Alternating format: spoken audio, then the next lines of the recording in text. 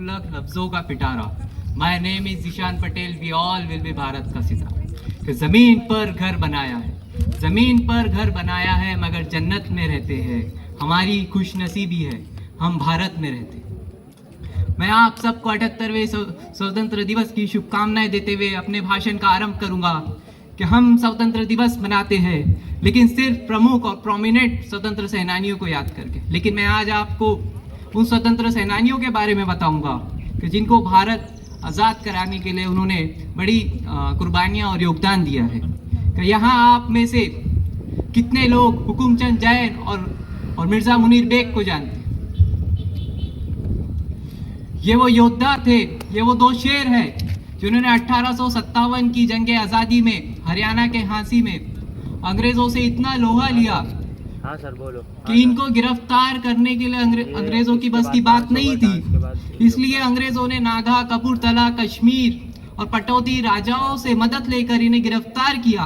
तो जब इन्हें गिरफ्तार किया तो अंग्रेज़ ये चाहते थे कि आने वाले वक्त में कोई हमारे खिलाफ सर न उठाए, हमारे खिलाफ कोई हथियार ना उठाए और ना ही कोई भारत को आज़ाद कराने के लिए हमसे जंग करे।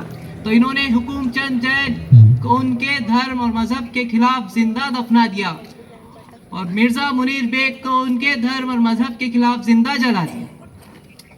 कि हम अपने आप की पहचान लेने आए हैं, हम अपने आप की पहचान लेने आए हैं, नए सुखन नए इम्तिहान लेने आए हैं। कि हवा ने वार किया तो जवाब पाएंगी, हम चिराग भी तूफान लेने आए हैं।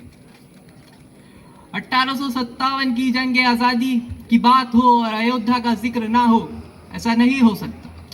अयोध्या में जंग आज़ादी का पहला बिगुल फूंकने वाले का नाम बाबा रामचरण दास था और उनका सबसे पहले समर्थन करने वाले का नाम मौलवी आमिर अली था। इन दोनों ने एकता और भाईचारे की मिसाल देते हुए अंग्रेज़ों से इतना लोहा लिया कि अंग्रेज़ परेशान हो चुके थे। कि इतिहास की किताबें गवाह है कि जब इन्हें गिरफ्तार किया गया तो अंग्रेज़ चाहते थे कि आने वाले वक्त में कोई बाबा रामचरण दास ना हो, कोई मौलवी आमिर अली ना हो। तो एक फांसी के फंदे पे दोनों दोस्तों को फांसी दी गई। कि गर्दनें दो थी, एक बाबा रामचरण दास की और दूसरी मौलवी आमिर अली की, और फांसी का फंदा एक था। तो ये हमारे बुजुर्गों की, हमारे पूर्वजों की कुर्बानियां हैं जो आज हमें आज़ादी मिली। कि इधर आ सितमगर हुनर आजमाए, इधर आ सितमगर हुनर आजमाए, तू तीर आजमा हम जिगर आजमाए। न सर झुका के जिए, ना मुंह छुपा के जिए, सितमगर की नजरों से नजरें मिला के जिए। कि 2 दिन कम जिए तो इसमें हैरत क्या, हम उनके साथ जिए जो शमा जला के जिए। वीर सावरकर अपनी किताब में लिखते हैं कि जंग आज़ादी में सबसे बड़ा नुकसान किसका हुआ।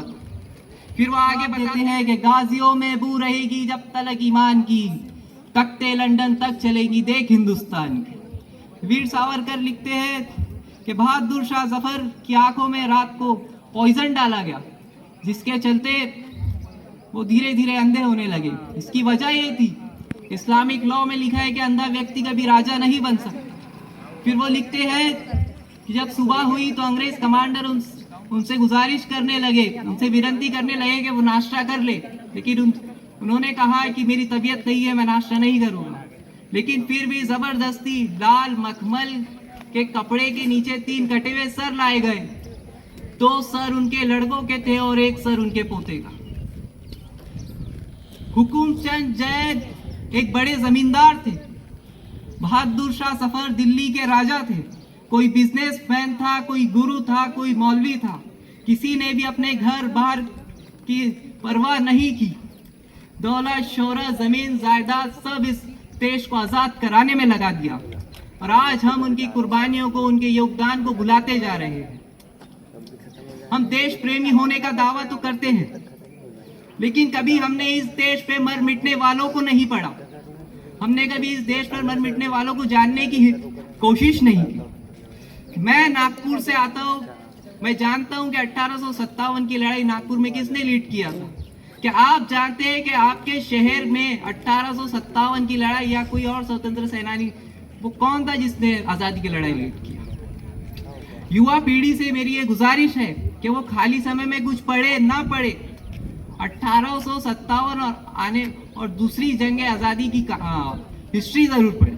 कि एक शायरी कहकर मैं आपसे अलविदा लूंगा कि ख्वाब टूटे हैं मगर हौसले जिंदा है, ख्वाब टूटे हैं मगर हौसले जिंदा है, हम वो है जहां मुश्किलें शर्मिंदा है, कि हर रोज गिर कर भी मुकम्मल खड़े हैं, ऐ जिंदगी देख मेरे हौसले तुझसे भी बड़े।